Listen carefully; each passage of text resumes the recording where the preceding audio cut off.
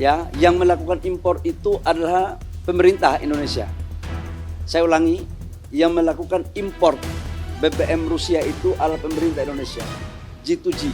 Sama ini pemerintah, Pertamina, di mano-mano penuh SPBU nih.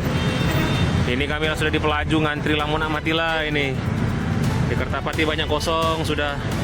Koeceran pun habis. Setiap kali harga di SPBU naik, yang kena getahnya selalu rakyat. Itu udah jadi pola yang kita hafal luar kepala. Tapi giliran ada opsi minyak lebih murah masuk ke Indonesia, reaksi publik malah panik dan curiga, bukan lega. Padahal negara penjualnya bukan negara miskin yang lagi ngemis, tapi salah satu produsen minyak terbesar di dunia. Aneh kan? 29 Juni 2026, kapal tanker Sierra sandar diam-diam di pelabuhan Balikpapan. Dari situ semua kegaduhan ini bermula. Tapi yang bikin saya penasaran justru bukan soal dari mana minyaknya datang. Ada satu detail kecil yang menurut saya paling penting di sini.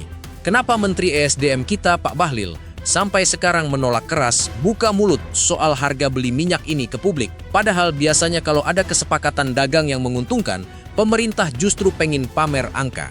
Tapi kali ini beda, dia malah tutup rapat-rapat. Nanti kita bongkar alasannya, karena jawabannya ternyata nyambung langsung ke alasan kenapa transaksi ini sama sekali enggak melibatkan perusahaan swasta.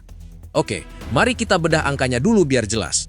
Berdasarkan data kepabeanan yang dikumpulkan Big Trade Data dan dilaporkan Bloomberg, ada sekitar 770.000 barel minyak mentah yang tiba di Balikpapan pada 29 Juni 2026 dengan nilai kurang lebih 75 juta dolar AS. Kalau dirupiahkan sekitar 1,3 triliunan rupiah. Ini bukan pengiriman biasa, karena Bahlil sendiri yang mengonfirmasi ke publik bahwa ini adalah tahap pertama dari kesepakatan yang diteken setelah pertemuan Presiden Prabowo dan Presiden Putin April 2026 lalu. Yang menarik, waktu ditanya soal harga, Bahlil cuma bilang kurang lebih begini. Namun harganya masih naik turun. Di harga global juga demikian. Tapi kami dapat memastikan bahwa untuk harga BBM subsidi tidak ada kenaikan. Coba bayangin kalau kamu lagi nego harga mobil bekas, terus penjualnya bilang pokoknya harganya bagus, tapi jangan tanya berapa. Pasti kamu penasaran setengah mati kan? Nah, kurang lebih begitu reaksi publik waktu itu. Di titik ini aja udah kelihatan pola yang khas kalau pemerintah lagi main strategi dagang jangka panjang, mereka nggak mau kompetitor, apalagi calo-calo lama, tahu berapa harga sebenarnya yang mereka dapat. Karena angka itu bisa jadi bahan tawar-menawar buat negara lain, atau pesaing dagang di putaran pembelian berikutnya. Sekarang bagian yang menurut saya paling ironis dari seluruh cerita ini. Target total impor minyak Rusia yang dicanangkan pemerintah itu 150 juta barel sampai akhir 2026. Bandingkan sama 770.000 barel yang baru masuk, itu cuma sekitar 0,5% dari target keseluruhan. Kalau dianalogikan, ini kayak baru nyicil setetes air dari satu ember besar yang mau diisi penuh. Kelihatan kecil banget kan? Tapi justru di situ letak kepintarannya. Pengiriman pertama yang kelihatan remeh ini sebenarnya berfungsi sebagai uji coba. Pemerintah lagi ngukur dulu gimana proses logistiknya berjalan, gimana reaksi pasar, dan harga domestik setelah minyak ini masuk sebelum berani buka keran yang jauh lebih besar. Jadi jangan salah paham, ini bukan tanda gagal target. Ini justru sengaja dibikin kecil dulu sebagai langkah hati-hati sebelum komitmen besar digelontorkan penuh. Menurut saya pribadi, cara main aman kayak gini justru menunjukkan pemerintah belajar dari pengalaman-pengalaman kerja sama energi sebelumnya yang kadang buru-buru ambil keputusan besar tanpa uji coba dulu. Terus ujung-ujungnya malah bermasalah di lapangan. Terus, kenapa transaksinya harus lewat Lemigas, bukan Pertamina atau perusahaan swasta? Ini jawabannya nyambung ke awal tadi yang saya katakan. Skema yang dipakai itu government to government, dan pelaksananya adalah Balai Besar Pengujian Minyak dan Gas Bumi alias Lemigas, bukan badan usaha komersial. Kenapa harus begitu? Karena dengan model ini, pemerintah pegang kendali penuh atas siapa yang beli, berapa harganya, dan gimana minyaknya didistribusikan, tanpa ada pihak ketiga yang bisa main harga di tengah jalan. Buat saya pribadi, ini yang paling menarik dari seluruh cerita ini, bukan soal minyaknya, tapi soal siapa yang dipangkas dari rantai transaksi. Kalau biasanya impor energi itu lewat trader-trader besar, yang seringkali juga merangkap jadi makelar harga di tengah, sekarang jalur itu dipotong habis. Enggak ada lagi pihak ketiga yang bisa nambah-nambahin margin di antara harga beli dan harga jual ke negara. Model kayak gini juga bikin proses jadi lebih gampang diaudit karena cuman ada satu jalur resmi yang bisa ditelusuri, bukan berlapis-lapis kayak sebelumnya. Wajar aja kalau ada pihak yang enggak nyaman dengan perubahan model bisnis kayak gini, karena penghasilan mereka selama ini mungkin justru datang dari celah-celah semacam itu. Nah, ini saya kasih konteks tambahan biar makin kebayang kenapa langkah ini penting, bukan sekadar keputusan dagang biasa. Produksi minyak dalam negeri kita itu cuma sekitar 600-700 ribu barel per hari, sementara kebutuhan nasional tembus di atas 1,5 juta barel per hari. Coba dihitung sendiri, itu artinya lebih dari separuh kebutuhan minyak kita setiap hari harus ditambal dari luar negeri. Ini bukan gap kecil, ini gap struktural yang udah bertahun-tahun jadi pekerjaan rumah setiap pemerintahan.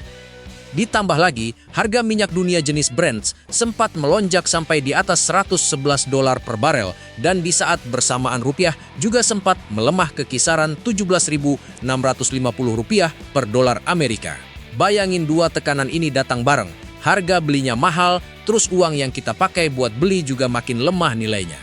Kombinasi kayak gini bikin biaya impor energi jadi beban yang berat banget buat neraca perdagangan dan APBN kita, karena setiap dolar yang harus dibayar jadi makin mahal dalam rupiah. Jadi ketika ada opsi pasokan yang katanya lebih murah dari Rusia, wajar banget kalau pemerintah langsung ambil peluang itu, apalagi di tengah tekanan geopolitik yang bikin harga minyak dunia gampang banget naik turun secara tiba-tiba.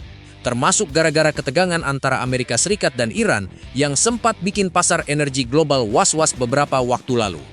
Buat negara yang sangat bergantung pada impor kayak kita, situasi seperti ini ibarat jalan di atas tali.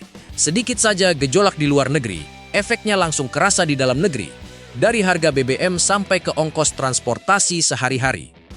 Satu hal lagi yang perlu digarisbawahi, dan ini sering terlewat waktu orang bahas topik ini, minyak yang baru masuk ini nggak langsung diolah jadi bensin atau solar buat kita pakai besok pagi. Menurut Wakil Menteri ESDM, Yulio Tanjung, minyak ini disimpan dulu sebagai cadangan penyangga energi nasional.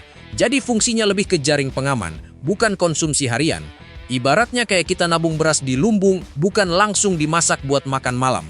Kalau suatu saat pasokan domestik kita tertekan, entah karena gangguan produksi dalam negeri atau harga global tiba-tiba meledak gara-gara konflik di negara penghasil minyak lain, cadangan inilah yang bakal dikeluarkan buat menstabilkan situasi.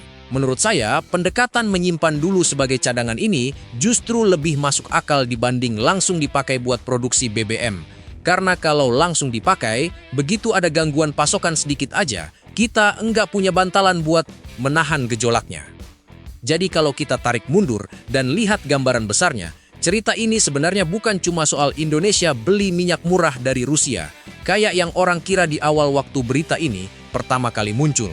Ini lebih ke soal Indonesia lagi coba membangun jalur pasokan energi yang enggak gampang didikte oleh satu atau dua pemain besar aja di pasar global. Dengan motong jalur trader, mengontrol harga lewat skema J2G, lewat lemigas, dan nyimpen hasil importnya sebagai cadangan darurat, bukan langsung dipakai.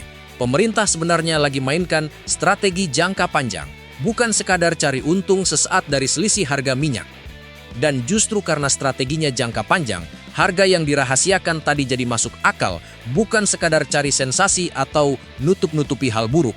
Kalau harga aslinya dibuka ke publik, itu bisa jadi bahan buat pesaing dagang atau negara lain menekan Rusia supaya nggak kasih harga semurah itu lagi ke Indonesia di putaran pembelian berikutnya. Jadi diamnya Bahlil soal angka itu bukan karena ada yang disembunyikan dari rakyat, tapi justru bagian dari strategi negosiasi yang masih terus berjalan sampai target 150 juta barel itu tercapai. Nah, dari 770 ribu barel yang udah masuk, tinggal 149 juta lebih yang harus direalisasikan sampai akhir tahun. Itu artinya masih ada jalan panjang dan bukan nggak mungkin di tengah jalan nanti muncul tekanan, baik dari dalam negeri maupun dari negara-negara lain yang nggak suka lihat Indonesia makin dekat sama Rusia soal energi.